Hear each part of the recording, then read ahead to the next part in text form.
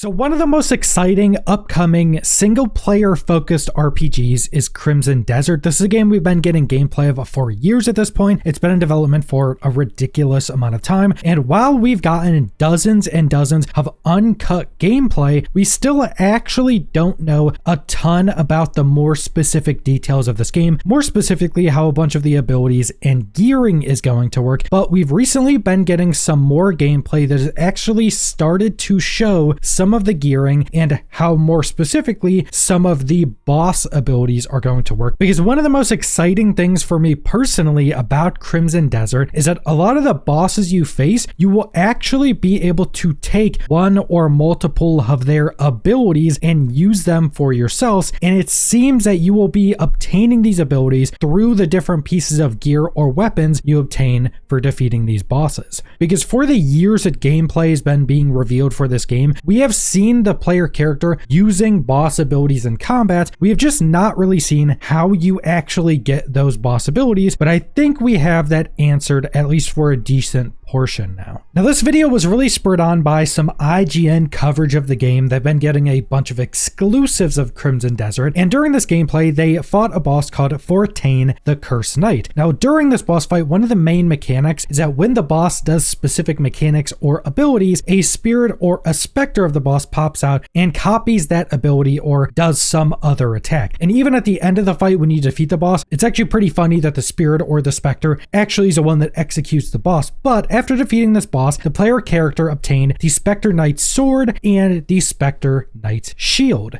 And they go on to equip these items. So first off, the Spectre Knight's sword doesn't have any special abilities with it. It still has different stats and things like all the other gear in the game would. But when they go to equip the shield, so the Spectre Knight shield, this actually has a skill on it. And this is seeming to be the main way in which you obtain boss abilities or skills through certain pieces of gear that you get for defeating these bosses.